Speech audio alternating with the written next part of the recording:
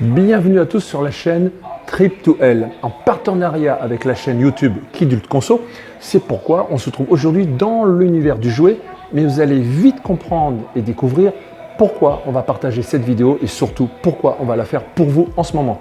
Attention, regardez bien, car il y a des pièces exceptionnelles et c'est effectivement bien pour Trip2Hell. Alors, nous sommes à Bruxelles, au musée du jouet, dénommé Toy Discovery Museum. Regardez, suivez le guide, car aujourd'hui, c'est moi qui vous fais la visite. Alors, effectivement, nous nous attendons à autre chose sur Trip2Hell, à des lieux de mémoire, à des lieux qui vont nous exprimer l'histoire, la richesse des histoires, car l'univers de l'homme et l'histoire de l'homme avec un grand H, c'est créé avec de nombreuses histoires. Mais on va le découvrir ici, en passant de l'autre côté du musée. Voilà. Ce musée, le Toy Discovery Museum, a été créé par univers, par pièces. Et comme vous le voyez, comme vous êtes en train de le découvrir, on arrive effectivement dans une zone militaire. Alors, on reconnaît tout de suite un filet de camouflage, ultra moderne, je vous le conçois, mais quand vous allez découvrir cet univers, vous allez vite comprendre de quoi on parle. Et oui, on est dans la zone Seconde Guerre mondiale. Alors j'espère que cette vidéo va vous plaire parce qu'il y a bien du jeu, du jouet. Et malheureusement, ce jeu et jouet, le courant politique, mode, a toujours suivi le courant du jouet. On va revoir ici les heures sombres de la Deuxième Guerre mondiale. Regardez, avec des figurines de différentes marques comme Elastolin et bien d'autres. Voilà, les heures sombres, des petites figurines vraiment d'époque. Voilà, du Starlux.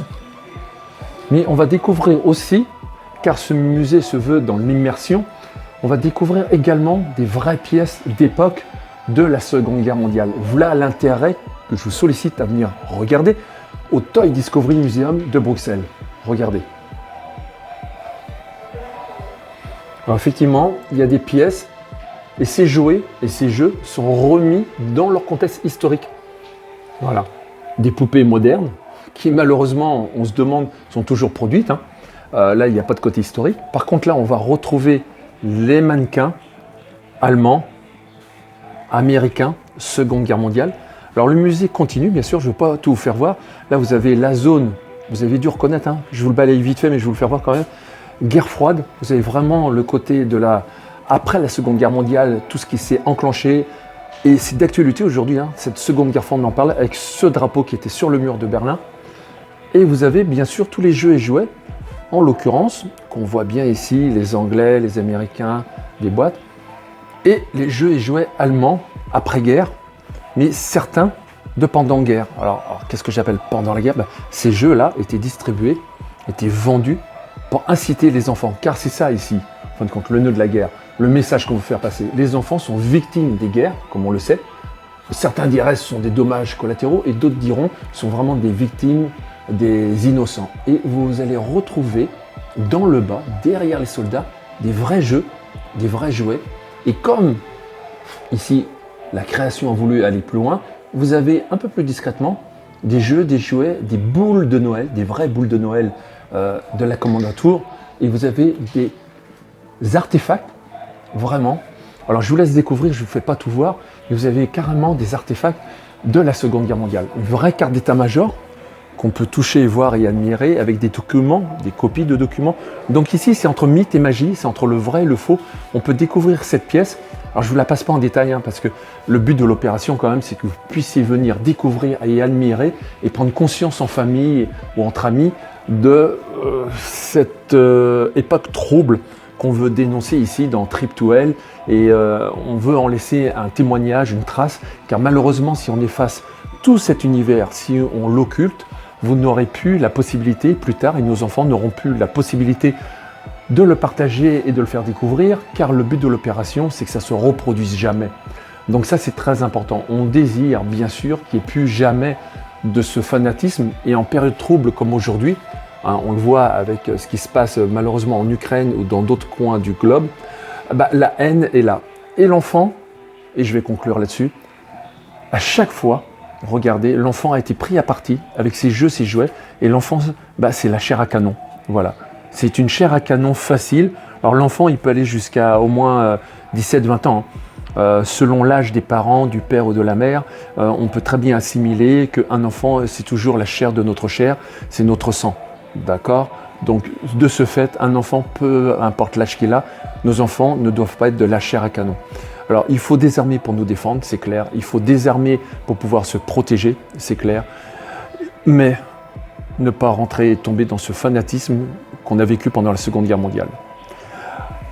Ici, c'était ce message et cette découverte au Toy Discovery Museum, musée du jeu du jouet, qui a su interposer, mélanger carrément jeu, jouet, objet, réel ou pas, hein, car les jouets malheureusement ne sont pas vraiment des objets qu'on pourrait aussi dénommer comme ce qu'on voit ici, les assiettes, les plats à l'effigie du Troisième Reich, mais au moins ici on a la possibilité de se rendre compte à quel point le jeu, le jouet fait partie des objets, sont innocents et pourtant ils sont joués avec des enfants et sont structurés pour pouvoir rentrer en campagne politique et faire une armée plus grande. Un autre détail, ce musée a le soutien, et je tiens à le remercier ici, de Simon Grozinski. Sans Simon Grozinski, l'enfant, le jeune, tout jeune pendant la Seconde Guerre mondiale, qui a été déporté et que ses parents ont le réflexe et la gentillesse de partager avec ça, c'est émouvant pour moi là en ce moment de ce que je suis en train de vous raconter. Simon, c'est vraiment super gentil d'avoir partagé ça avec moi, mais ses parents ont eu quand même la délicatesse et l'intuition de jeter leur enfant du train, car c'était le dernier convoi qui partait pour la déportation. Voilà, donc pendant cette Seconde Guerre mondiale, beaucoup d'enfants ont été déportés, adultes, vieux et jeunes, et à chaque fois, les enfants étaient considérés comme les parents nuisibles par la personne qui désire persécuter le peuple. Peu importe ses origines, l'enfant est toujours pris à partie et c'est ça qui m'exaspère ici. Donc heureusement que des lieux comme le Toy Discovery Museum font découvrir, à vous de venir découvrir toutes les autres pièces, et heureusement ici, on en a eu l'exemple. Alors Simon Grozinski, on lui rend hommage à cet enfant, à ce jeune déporté qui a échappé à la Shoah.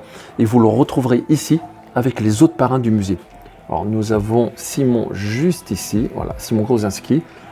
Voilà, nous retrouvons Abdelkissi, Louis-Michel Carpentier, Benébi et Michel Pincard. Ce sont les 5 parrains du musée, chacun occupant une zone de ce super musée, très vaste, très grand, 500 mètres carrés à découvrir rapidement.